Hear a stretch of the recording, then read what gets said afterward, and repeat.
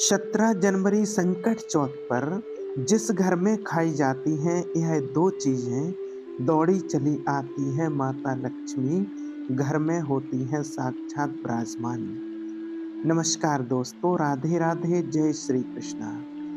संकट चौथ पर जरूर खाएं इस चीज को, धन दौलत में वृद्धि होगी। दोस्तों, संकट चौथ व्रत का हिंदू धर्म में बड़ा ही विशेष महत्व होता है। यह व्रत हर वर्ष माघ मास की चतुर्थी तिथि पर रखा जाता है। इसे तिलकुट चौथ भी कहा जाता है। इस दिन महिलाएं व्रत रखकर भगवान श्री गणेश जी की विधि पूर्वक पूजा अर्चना करती हैं। संकट चौथ के दिन माताएं अपनी संतान की लंबी आयु और सुखी जीवन की कामना से निर्जला व्रत रखती हैं और विधि विधान से भगवान गणेश जी की पूजा करती हैं। साथ ही संकट चौथ की कथा भी सुनती हैं। इसके बाद रात को चांद को अर्घ्य देकर व्रत का पारायण किया जाता है। इसके अलावा संकष्टी चतुर्थी व्रत को संकट हरा या संकट चौथ के नाम से भी जाना जाता है। यह दिन भगवान गणेश की आराधना और उनकी कृपा प्राप्त करने का दिन होता है। इस दिन व्रत करने वाले व्यक्ति को जीवन के सभी दुखों का नाश और संकटों से मुक्ति मिलती है और उनकी सभी इच्छाएं पूरी हो जाती हैं। साथ ही यह व्रत भक्तों के जीवन में सकारात्मक ऊर्जा और समृद्धि लाने वाला माना जाता है। आपको बता दें कि एक साल में संकट चतुर्थी के 12 से 13 व्रत होते हैं, जो हर महीने के कृष्ण पक्ष की चतुर्थी तिथि को आते हैं। हर चतुर्थी का अपना विशेष महत्व होता है और इस दिन भगवान गणेश के अलग अलग स्वरूपों की पूजा की जाती है।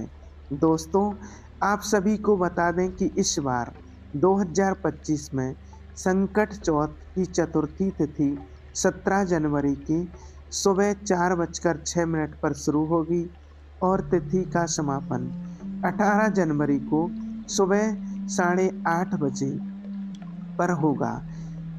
ऐसे में उदया तिथि के अनुसार संकट चौथ का व्रत इस बार 17 जनवरी 2025 को रखा जाएगा। संकट चौथ की पूजा के शुभ मुहूर्त के बारे में बात करें तो संकट चौथ के पूजन के लिए पहले मुहूर्त 5:27 से लेकर के 6:21 तक रहेगा।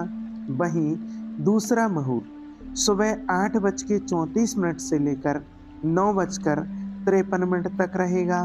साथ ही चंद्रमा को अर्घ्य देने का समय रात 9:19 पर रहेगा। इसके अलावा दोस्तों, कई लोग संकट चौथ पर भगवान गणेश जी को प्रसन्न करने के लिए तरह तरह के उपाय करते हैं।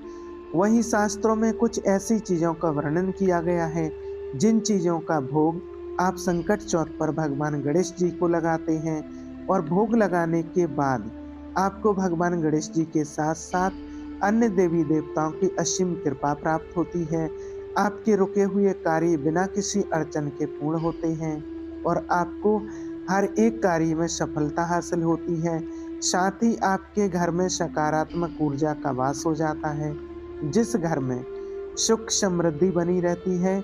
और इसके अलावा दोस्तों, शास्त्रों में कुछ ऐसी चीज़ों का भी वर्णन किया गया है जिन चीज़ों का सेवन संकट चौथ पर बिल्कुल नहीं करना चाहिए, नहीं तो आपको जीवन में शुभ परिणाम की बजाय अशुभ परिणाम देखने को मिलते हैं। आपके बने हुए काम भी बिगड़ जाते हैं और भगवान गणेश जी भी आपसे रुष्ट हो सकते हैं, जिससे आपको जीवन में कठिन समस्याओं का सामना करना पड़ सकता है। ऐसे में इस वीडियो के माध्यम से हम आप सभी को बताएंगे कि संकट चौथ पर किन चीज़ों का भोग भगवान गणेश जी को लगाना चाहिए और किन चीज़ों का सेवन करना चाहिए। इसके अलावा संकट चौथ के दिन किन चीज़ों का सेवन भूलकर भी नहीं करना चाहिए। इस वीडियो में आपको संकट चौथ की संपूर्ण जानकारी मिलेगी। इस वीडियो को देखने के बाद आपको कोई और वीडियो देखने की ज़रूरत नहीं पड़ेगी। तो चलिए दोस्तों, सबसे पहले जानते हैं कि संकट चौथ पर भगवान गणेश जी को किन किन चीज़ों का भोग लगाना चाहिए और किन किन चीज़ों का सेवन करना चाहिए। नंबर एक, कद्दू की सब्जी। दोस्तों, कद्दू की सब्जी संकट चौथ के व्रत के लिए एक बढ़िया विकल्प है। यह सब्जी हल्की और स्वादिष्ट होती है और व्रत में खाने के लिए उपयुक्त मानी जाती है। इसे सेंधा नमक और हल्के मसाले के साथ तैयार किया जाता है। कद्दू को छोटे टुकड़ों में काटकर जीरा, हरी मिर्ची और हल्दी में पकाया जाता है। वहीं कुछ लोग इसे मीठा बनाना पसंद करते हैं, जिसमें थोड़ा गुड़ डाल दिया जाता है। साथ ही खट्टे स्वाद के लिए इमली का पानी या टमाटर का पल्प उपयोग किया जा सकता है। इसे पूरी या पराठे के साथ खाया जा सकता है। कद्दू की सब्जी न केवल स्वाद में बढ़िया होती है, बल्कि इसमें मौजूद पोषक तत्व व्रत के दौरान शरीर को ऊर्जा देते हैं। दूसरा, अरबी की सब्जी। हाँ जी दोस्तों, अरबी की सब्जी संकट चौथ के व्रत में काफ़ी पसंद की जाती है। इससे उबाल कर या तली हुई अरबी से तैयार किया जाता है। अरबी को सेंधा नमक, जीरा और हरी मिर्ची के साथ पकाया जाता है। यह सब्जी व्रत में ऊर्जा प्रदान करने का अच्छा साधन है। अरबी की सब्जी को पराठे या राजगिरा की पूरी के साथ खाया जा सकता है। इसे हल्का और सुपाच्य बनाए रखने के लिए ज़्यादा मसाले का उपयोग नहीं किया जाता है। इसके अलावा व्रत के दौरान अरबी की यह सब्जी पारंपरिक और एक पौष्टिक आहार का बेहतरीन विकल्प है। नंबर तीन, सिंघाड़े का हलवा या सब्जी। सिंघाड़े, जिससे व्रत में खाना बहुत ही शुभ माना जाता है। इससे कई तरह के व्यंजन बनाए जा सकते हैं। सिंघाड़े की सब्जी व्रत के लिए एक अनुष्ठा विकल्प है। इसे उबालकर या भूनकर सेंधा नमक और काली मिर्च के साथ पकाया जाता है।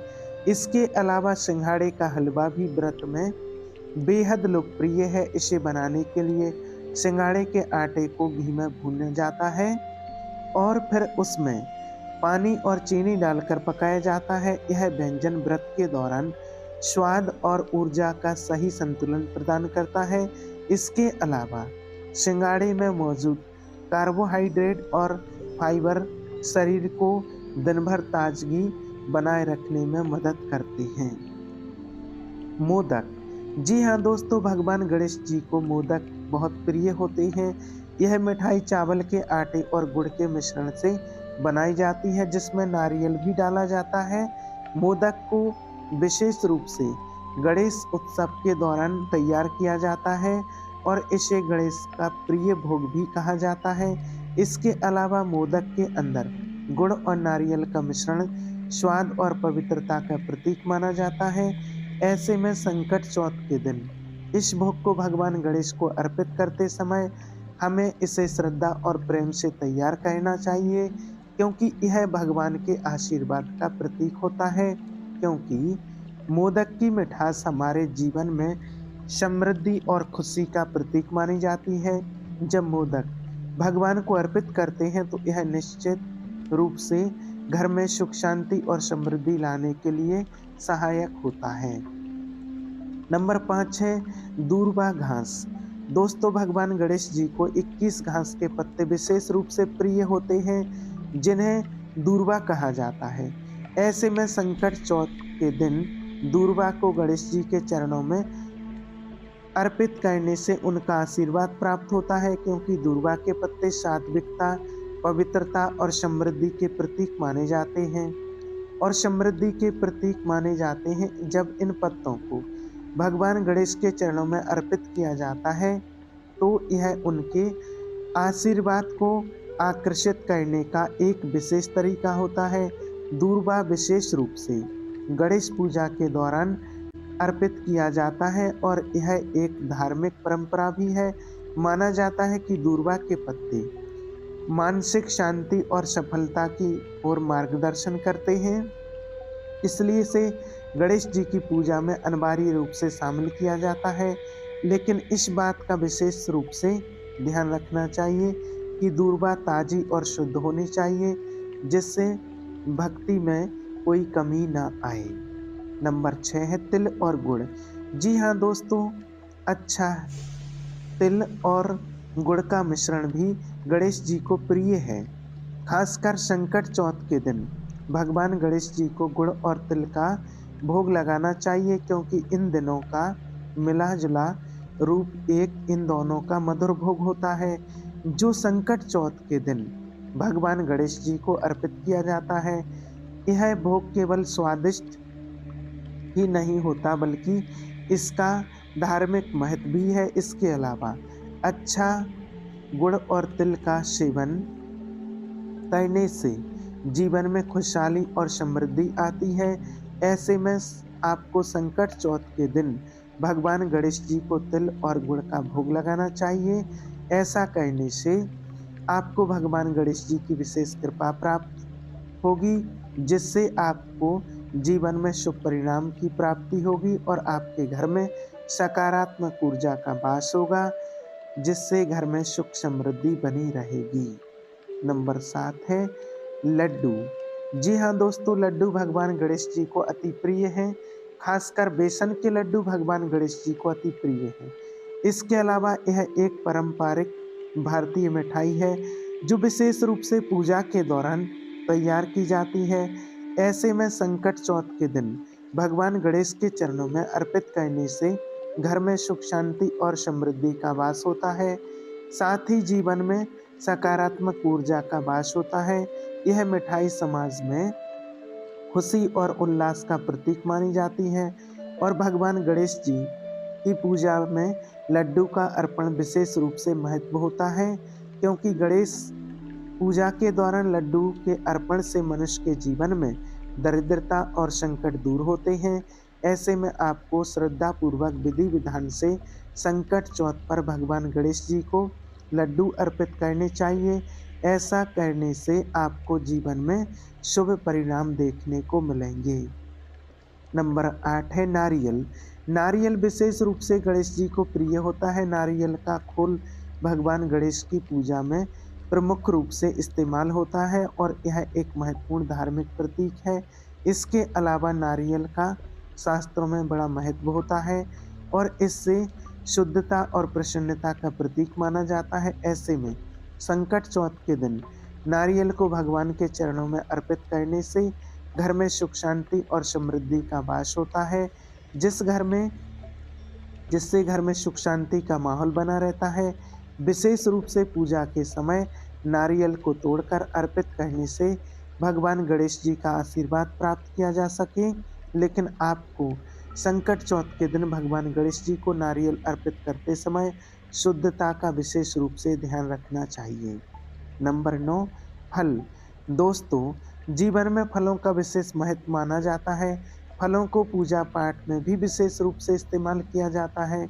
ऐसे में संकट चौथ के दिन भगवान गणेश को फल अर्पित करना भी अत्यंत महत्वपूर्ण माना जाता है।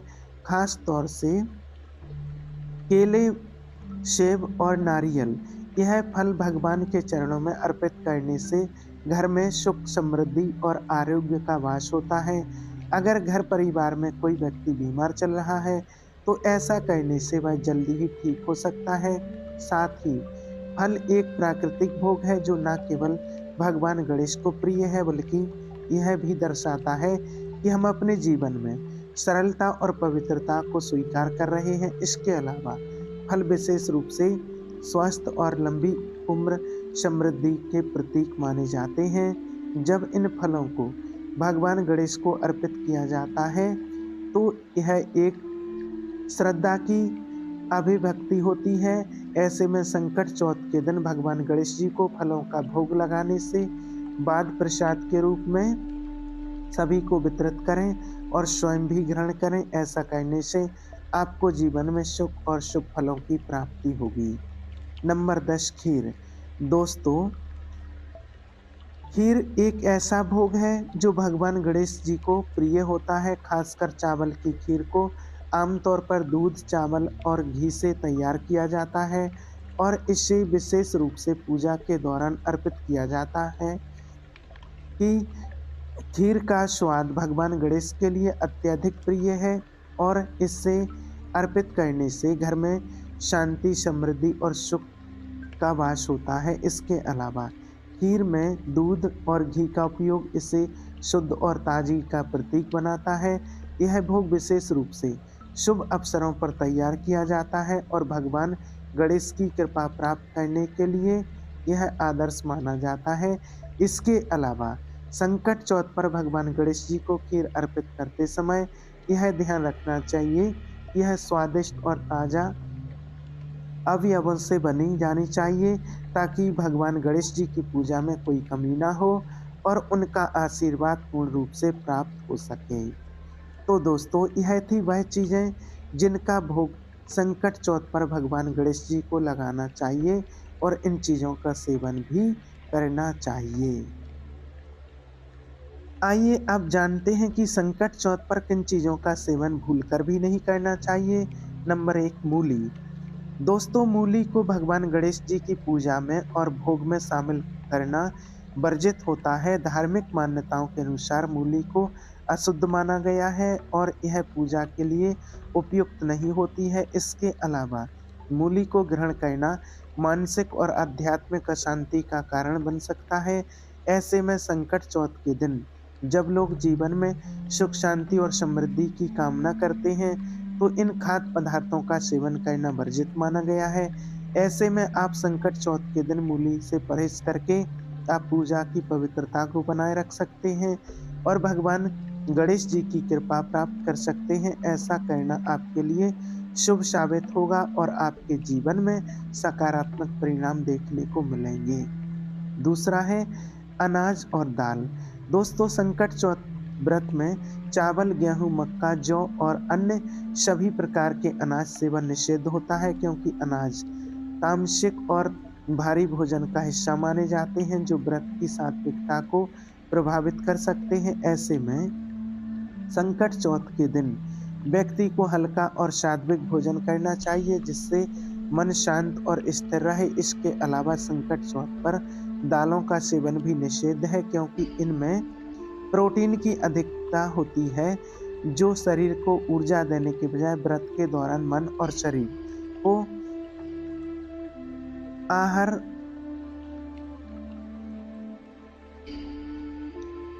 आसक्त बना सकती हैं, जिससे आप भगवान गणेश जी की कृपा से वंचित रह सकते हैं और आपके जीवन में कठिन समस्याओं का सामना करना पड़ सकता है और आपका जीवन दुर्भाग्य में भी बदल सकता है। तीसरा, बैंगन का सेवन। दोस्तों, संकट चौथ पर बैंगन का सेवन करना पूरी तरह से वर्जित माना जाता है। धार्मिक मान्यता है कि बैंगन तामसिक वृत्ति की सब्जी है जो शरीर और मन दोनों की शुद्धता को भंग करती है। इसके अलावा बैंगन के अंदर सूक्ष्म कीड़े होने की संभावना रहती है, जिससे यह अशुद्ध माना जाता है। इसके अलावा बैंगन का सेवन मन को चंचल बनाता है और एकाग्रता को भंग करता है। इसके अलावा संकट चौथ के दिन ब्रह्मचर्य का पालन करना चाहिए और बैंगन काम प्रवृत्ति को बढ़ाता है। ऐसे में आपको संकट चौथ पर भूलकर भी बैंगन का सेवन नहीं करना चाहिए, बल्कि आपको इस दिन श्रद्धा पूर्वक विधि विधान से भगवान गणेश जी के साथ साथ अन्य देवी देवताओं की पूजा अर्चना करनी चाहिए और तन मन में शुद्धता बनाए रखनी चाहिए। नंबर 4, लहसुन और प्याज। दोस्तों, संकट चौथ व्रत में लहसुन और प्याज का सेवन पूरी तरह से वर्जित होता है, क्योंकि इन्हें तामसिक भोजन की श्रेणी में रखा गया है। इसके अलावा लहसुन प्याज की उत्पत्ति राहु केतु से हुई थी। साथ ही लहसुन और प्याज के सेवन से मन में अशांति और नकारात्मक विचार उत्पन्न हो सकते हैं। ऐसे में संकट चौथ व्रत के दौरान व्यक्ति को सात्विकता और मानसिक शुद्धता बनाए रखने की आवश्यकता होती है। ऐसे में आपको भूलकर भी भगवान गणेश की पूजा में तामसिक पदार्थ का सेवन नहीं करना चाहिए, क्योंकि यह पूजा के प्रभाव को कमजोर कर सकता है, जिससे व्रत का फल प्राप्त नहीं होता और जीवन में शुभ परिणाम की जगह अशुभ परिणाम देखने को मिलेंगे। तो दोस्तों, यह थी वह चीज़ें जिनका सेवन संकट चौथ पर बिल्कुल भी नहीं करना चाहिए।